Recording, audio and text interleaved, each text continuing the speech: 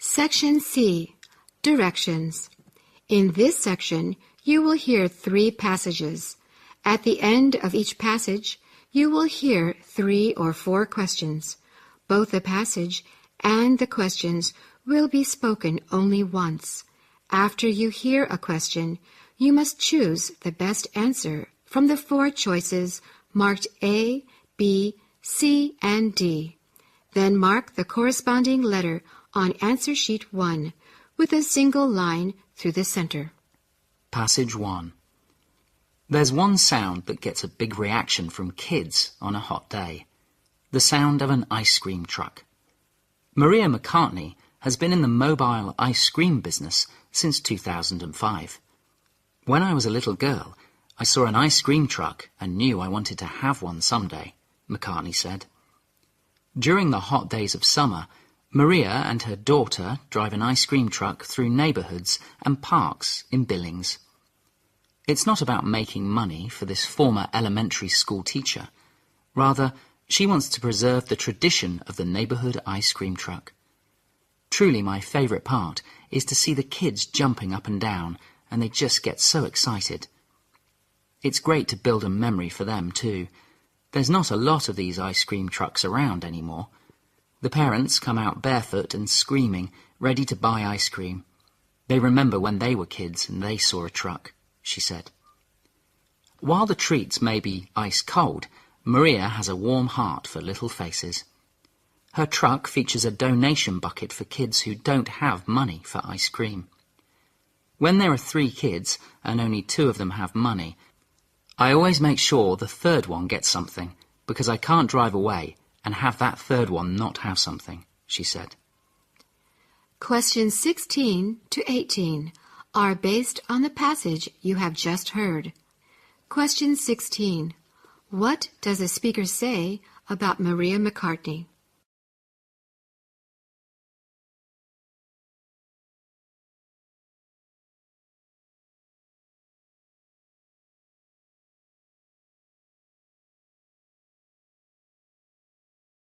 Question 17.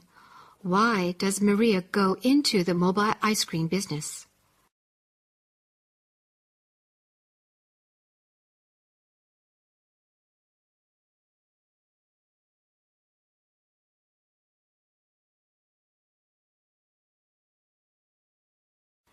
Question 18. Why does Maria put a donation bucket in her truck?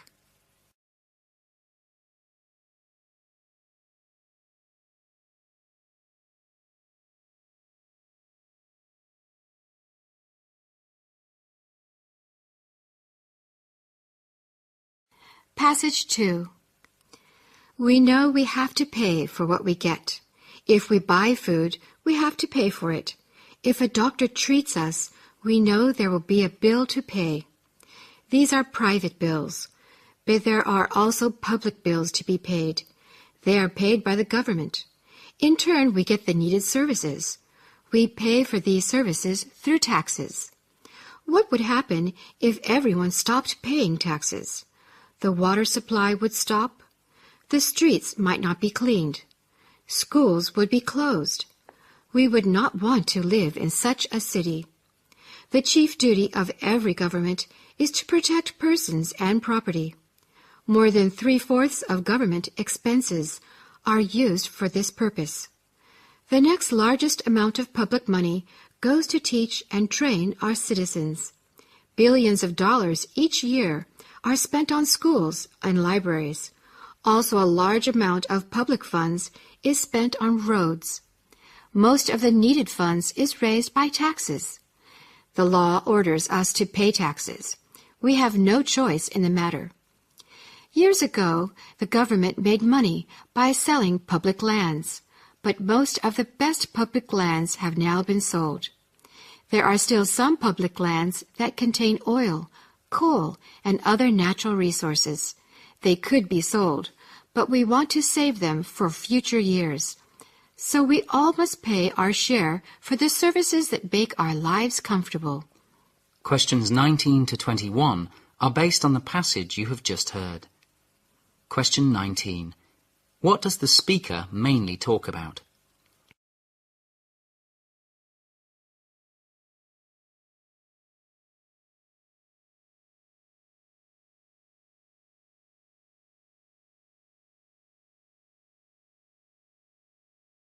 Question 20.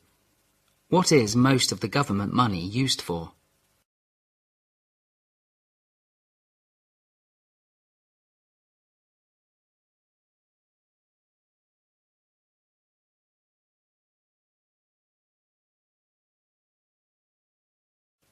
Question 21.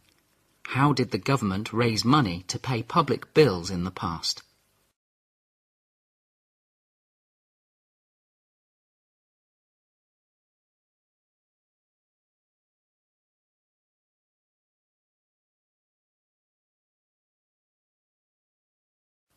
Passage 3.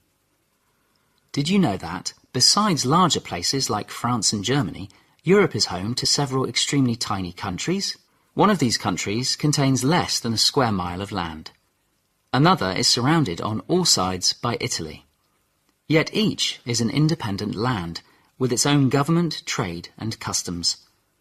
One of the best known of these small countries is Monaco. It is situated on the Mediterranean Sea and surrounded by France on 3 sides. Monaco became familiar to Americans when its ruler, Prince Rainier, married the American actress Grace Kelly. Rainier's family has ruled Monaco almost continuously since 1297. The land has been independent for over 300 years. Andorra, with an area of some 200 square miles, is considerably larger than Monaco. This country is located in the Pyrenees Mountains, with France on one side and Spain on the other. Potatoes and tobacco are grown in Andorra's steep mountain valleys. One of the products it exports is clothing. Andorra is also known for its excellent skiing locations. Within the Alps in Central Europe is Liechtenstein, a tiny country of about 30,000 people who speak mostly German. Liechtenstein uses the same money as its neighbour Switzerland, but it has been an independent country since the 1860s.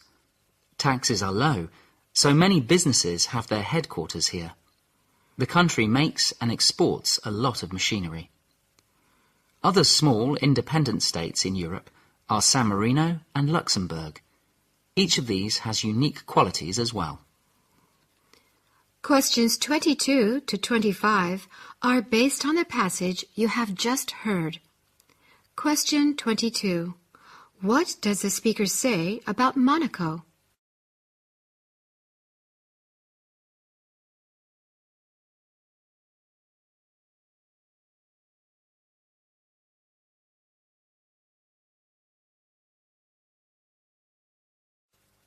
Question 23. Why did Monaco become familiar to Americans, according to the speaker?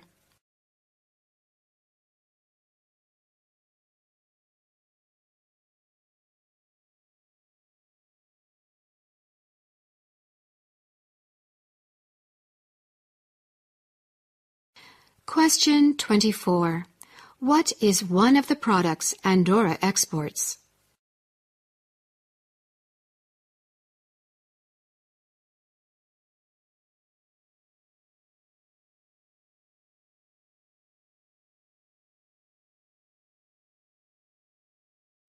Question 25. What does the speaker mainly talk about?